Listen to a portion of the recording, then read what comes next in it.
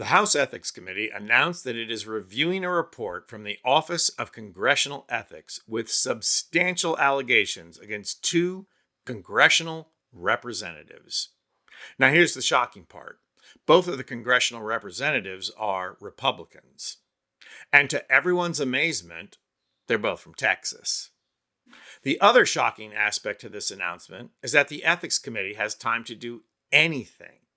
There's still approximately 1,974 underage girls in Florida that need to be interviewed in the Matt Gaetz investigation. Be that as it may, the Office of Congressional Ethics issued a report on campaign finance violations against both Wesley Hunt and former White House physician and pill pusher Ronny Jackson. Johnson, as you know, wait, that's Jackson. I was just referring to the name Trump used for him. You'd think by now I would know better than to ever listen to anything Trump says. So in 1967, Columbia Pictures produced the film Where Angels Go, Trouble Follows. They are now producing a sequel to that sequel, and it's titled Where Ronny Goes, Ethics Investigations Follow.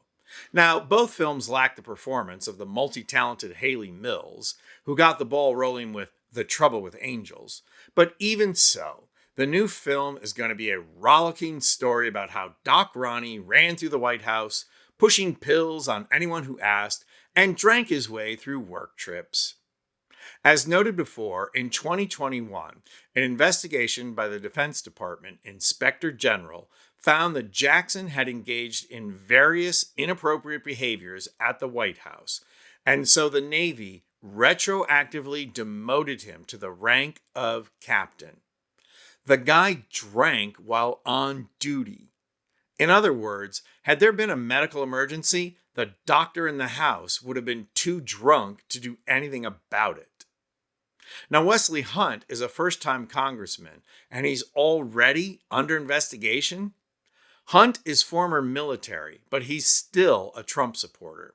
So clearly there's a disconnect there somehow. The only time Trump is pro-military is when he can use them as a prop or deploy them for his own purpose. Other than that, Trump despises the military. But clearly, Wesley caught on that supporting Trump can do a lot for his career, so he's willing to sell out both the military and people of color. You know, for his own personal benefit. I mean, there's something to it. The Office of Congressional Ethics conducted multiple investigations and found substantial evidence that both Ronny Jackson and Wesley Hunt have violated campaign finance laws. And how exactly did they both break campaign finance laws? The Office of Congressional Ethics found that the campaign committees of each congressman made payments to private social clubs over multiple years. That's quite a coincidence, isn't it?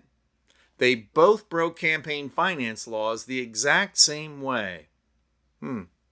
It's almost as if Doc Ronny is taking Wesley under his wing and teaching him how to misappropriate campaign funds for his own personal benefit.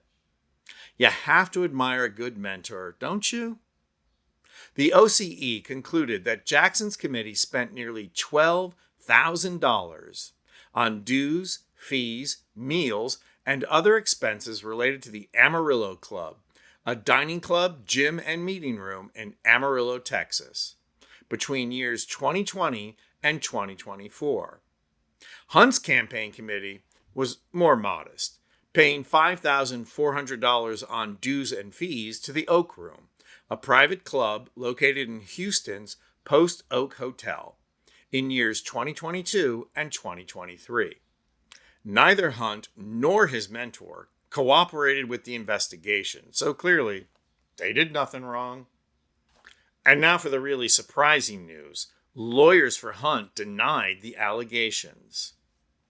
So you would think they would claim something like payments were never made, or the far lamer, the payments were made, but the congressman reimbursed the campaign days later. Nope. The attorney said all of the Hunt for Congress payments to the Post Oak Hotel, including for membership in the Post Oak Club, were exclusively for campaign-related purposes and not for any personal purposes. They clarified this demarcation by stating, Hunt does not maintain a campaign office, and he decided the Oak Room membership fees would be a more prudent use of campaign funds than renting a Houston campaign office. Yes, and God didn't make little green apples, and it don't rain in Indianapolis in the summertime. More prudent? According to Partners Real Estate, by the end of quarter 4, 2023, the overall vacancy rate in the Houston office market was 24.9%. I'm sure it must have been really hard to find a strip mall with vacancies in Houston, Texas. Hunt and Jackson are just two more examples of Republican politicians who are not here to serve the American people, but themselves. They exploit their privilege and then turn their noses up at anyone else. Hunt was one of the 71 Republicans who voted against raising the debt ceiling. Any guesses who the other moron was? Hint, a disgraced former Navy admiral who sold us a pack of lies about Donald Trump's health. Hunt only has his seat because of gerrymandering. He lost to a Democrat in the election before. Likewise, Jackson can only get elected in a safe Republican district.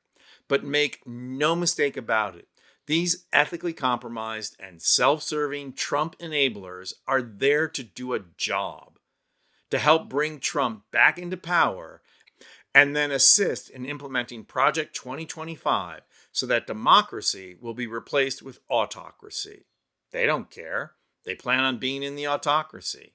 Democrats have to do more than defeat Trump in November. They have to be able to take on incumbents like Hunt and Jackson in these Republican districts and turn them out. We can't wait for the Ethics Committee to do the job that we need to do, which is not only vote, but turn out the vote. Texas, I'm looking at you. I'm Anthony Vincent Gallo for Occupy Democrats.